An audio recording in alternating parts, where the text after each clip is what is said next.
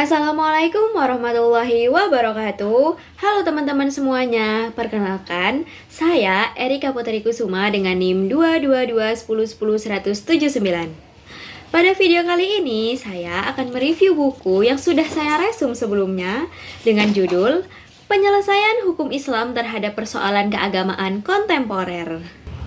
Berikut ini adalah review mengenai kelebihan dan kekurangan dari buku Masail Fiqhiyah Penyelesaian Hukum Islam Terhadap Persoalan Keagamaan Kontemporer karya Haja Ani Wafiroh MAG yang diterbitkan pada bulan Desember 2020.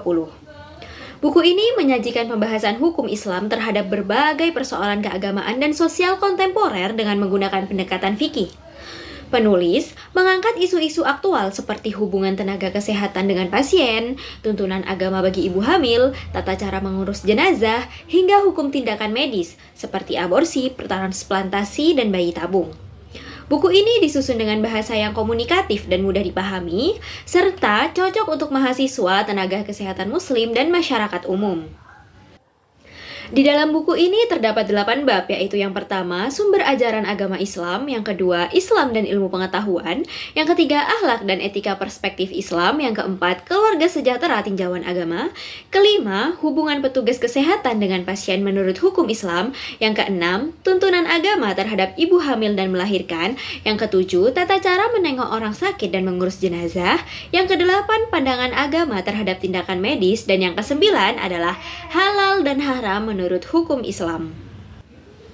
Adapun kelebihan dari buku ini yaitu yang pertama, relevansi kontemporer. Topik-topik yang diangkat sangatlah relevan dengan persoalan umat Islam masa kini, khususnya di bidang kesehatan dan keluarga. Yang kedua, keseimbangan teori dan praktik. Buku ini tidak hanya menyampaikan teori hukum Islam saja, akan tetapi juga aplikasinya dalam kehidupan nyata, seperti bagaimana tata cara menengok orang sakit dan merawat jenazah. Yang ketiga, buku ini disusun dengan bahasa yang sederhana, bahasa yang mudah dipahami oleh berbagai kalangan, termasuk mahasiswa non-syariah dan masyarakat umum. Yang keempat, strukturnya sistematis. Babnya itu runtut, mulai dari dasar ajaran agama Islam hingga isu-isu medis dan sosial yang begitu kompleks. Dan yang kelima, mempunyai basis referensi yang kuat. Buku ini banyak merujuk pada Al-Quran, hadis, dan pendapat ulama klasik yang menjadikannya kokoh secara fikih. Adapun beberapa kekurangan dari buku ini, yaitu yang pertama, kurangnya pendalaman. Nah, ada beberapa isu fikih kontemporer yang dibahas secara ringkas dan kurang mendalam dalam buku ini. Lalu, yang kedua, minimnya rujukan literatur modern. Buku ini lebih dominan mengutip referensi klasik, sementara referensi fikih kontemporer atau hasil ijtihad baru itu kurang dieksplorasi. Dan yang ketiga adalah kurangnya visualisasi. Buku ini kurang dilengkapi dengan ilustrasi, tabel, ataupun skema, jadi yang bisa membantu pemahaman kita terhadap bab medis atau teknis seperti transplantasi dan bayi tabung.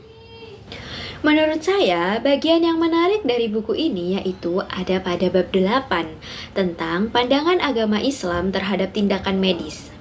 Nah, di sini membahas bagaimana Islam memandang berbagai tindakan medis modern yang sering menimbulkan perdebatan hukum. Di dalamnya, penulis menjelaskan satu persatu tindakan medis dengan mengacu pada dalil-dalil syariat serta mempertimbangkan etika dan maslahat untuk manusia. Bahasanya yang dipakai ringan dan disertai penjelasan dari sudut pandang fikih dan ilmu kedokteran. Adapun beberapa hal yang dibahas dalam bab ini, yaitu aborsi, transplantasi, bedah mayat, bayi tabung, keluarga berencana, eutanasia, dan AIDS. Buku ini menunjukkan bahwa Islam sangat menghargai ilmu kedokteran, akan tetapi tetap memberikan batasan agar tindakan medis tidak bertentangan dengan ajaran agama. Kunci utama dalam setiap keputusan medis adalah niat, manfaat, dan perlindungan terhadap nyawa, serta kehormatan manusia. Buku ini sangat direkomendasikan sebagai bahan pengantar untuk memahami fikih muamalah medis dan sosial.